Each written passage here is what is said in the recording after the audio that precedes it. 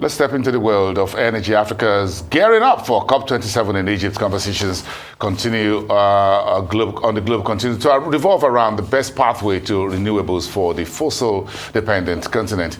The International Energy Agency says the following: the clean energy transition is an opportunity for many African countries to bypass traditional fuels and infrastructure and go straight to building sustainable energy systems. But they will need the support of the international community, especially to attract the necessary investments. In the meantime, the United Nations Economic Commission for Africa chimed with the following: the global drive for green transition and net zero emissions present African countries with risks and enormous opportunities. At the same time, Africa's energy access and transition must be compelling and must be defined and owned by Africa. Joining me to discuss Africa's energy transition pathway is Ejiro. She's the director in charge of governance and sustainability at Sahara Group. Good morning, madam. Thanks for coming. Good morning. Thank you. Let's start with the IEA's comments. What do you make of it? I think the comment is in order. Africa does need support of the international community in driving energy transition. And why do I say so? We're not starting on equal footing. It's not a level playing field. Africa is plagued with issues that are quite unique to us, and that must be taken into consideration if we're going to drive a just transition. It's very important that we understand that we're contending with energy access. We must close that gap. Even within Africa, not all countries are at the same rate of development. Not all countries have the same level of energy access. So it's really important that that is considered in mapping out whatever path is best suited to Africa's goals, especially with regard to development of the continent. Interesting, but here is UNECA, the UNECA for Africa, talking about the transition must be defined and owned by Africa. Does that mean we need to write our own script of how we want to transit? It's not so much about writing a script. It's about understanding and identifying what is unique to us. What is foremost for us right now is development, closing the energy gap. And it must be done in such a way that energy transition becomes a natural outcome of that process. So it's very important that we're allowed to drive the process. We're not asking the international community to take the steering wheel from us. We're saying support us. So whatever we're going in the same direction, yes, but support us. Yes, support us. But don't drag us. Absolutely. It shouldn't be at the behest of the international community. We're aiming towards the same objective globally, but we're saying we will arrive there at different times.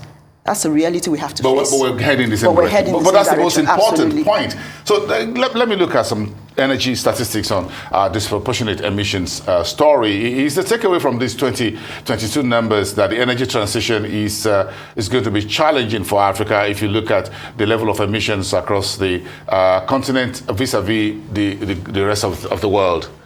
You know, looking at the statistics, what I would say is energy transition will be challenging for the world regardless. It's not just Africa.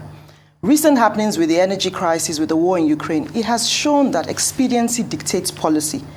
And so we must understand that and drive this with pragmatism. If anything, what might take away from this is that we're not even producing and consuming enough energy in Africa. So we have energy poverty to deal with. Yes. And it's reflective in the level of development across the continent. So it's important that we don't lose focus of that. We don't lose sight of that. Whatever we do must not compromise that development agenda. And key to that will be the responsible utilization and exploitation of our resources. It's a very delicate balancing, isn't it? Absolutely. So there are fossil fuel defenders who feel Africa should not be hurried by the West into energy transition. These advocates across the continent are beginning to sound a lot more louder. But here you are with some pushback, as we've seen in a number of countries in Europe saying, look, perhaps the East African oil and gas pipeline should not be done. The exploration being planned in DR Congo should be stopped and elsewhere. So what do you make of this advocacy? I think absolutely Africa needs time. Africa needs three things, actually. We need time to adjust. We need support with policy development and interpretation and implementation. And we also need financial aid. So I think it's important that we take that into perspective. Energy transition will not happen overnight. We will not get to net zero next Tuesday. It's not going to happen that way. So, like I said, pragmatism is key. What works for us? We need time, whether we like it or not, whether the West likes it or not. We do need that time. And it's important that if we're saying we're going for an inclusive transition, No country must be left behind. Like you rightly said when you started off, a lot of countries are heavily reliant on fossil fuels, on the revenue from fossil that drives the economic activity. So it's important that we understand that if we make a sudden and swift deviation from that, a lot of economies will be left in dire straits. And who will suffer? Who will bear the brunt of it? It's you and I. It's not strangers. So it's important that we consider that and that we put people at the core of whatever drives the transition agenda. Interesting. So do you think we're moving the needle a little bit? For example, here was President Buhari yesterday inaugurating Nigeria's climate change committee, or as it were. We pledged 2060, and we also talk about whether we can do a debt for climate swap and whatever. Do you think we're beginning to see sovereigns and governments beginning to talk and act along that corridor of taking steps, perhaps baby steps, but at least? Absolutely. Are you enthused by what you're hearing? Yes, I am enthused by what I'm hearing. And what I look forward to is seeing the policies and the framework, the governance framework that will support these initiatives. Because the policy, the framework, the energy transition drive, whatever plans we have in place are just as good as the framework that will support it. Implementation is key. That's where there might be a tendency to get things wrong. So it's important that we get that right. That framework, the legal framework, the regulatory framework, the governance framework must be in place to drive the initiatives and to drive the plan. Interesting, but what about the energy companies themselves in the private sector, such as yours? So, the energy companies, even with the best of intentions, they need an enabling environment to drive the agenda in order to own energy transition and to, bring about real and tangible changes. However, that's not to say that they should remain stagnant. I mean, companies like Sahara Energy, Sahara Group, as a fully integrated company, we're going ahead, we're forging ahead to do things to change the narrative, to drive innovation. We recently became a member of CO2CRC. It's a leading research institute in Australia. It's made up of governments from different nations, the academia, and other private sector companies. And they all came together with one objective. They want to see improvements and progress in the science and engineering behind carbon capture, utilization, and storage, and other low emissions technologies.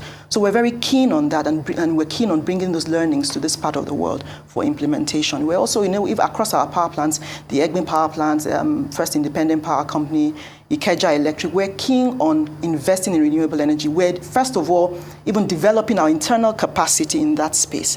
And then beyond that, we're also leveraging on partnerships, to drive this agenda and to ensure that we don't remain static. Because, like I said, even though a lot of economies are heavily reliant on fossil fuel, the danger of not taking action is there might be radical changes in policy direction internationally that would then affect the demand for our main export commodity. So it's important that we're proactive. We're pushing the gas agenda. We're pushing renewable energy.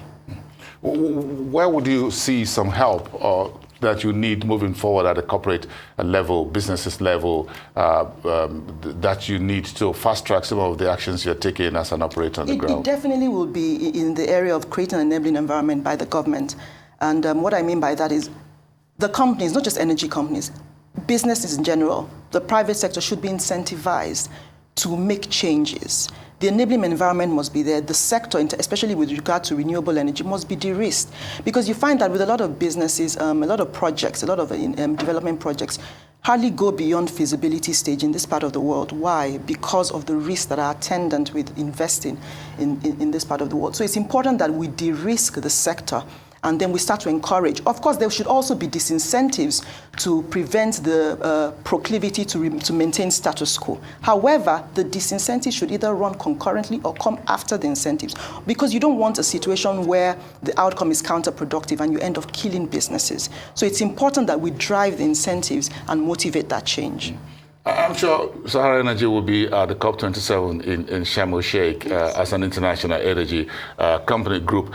So what are you expecting from COP? This is the first time in Africa. Yes, it's been called an Africa's COP27. What are you looking at for? There's been the clamor for inclusivity, for just transition. So what I would expect to see is a situation where the countries are coming together to help Africa map out an energy transition pathway that is just, it's inclusive, no one is left behind, it's tailored to Africa's specific and unique needs, And it's collaborative in that we have their support and that they make good on their commitments of developed countries to help the developing countries along this path. You think we should take the driver's seat in Egypt?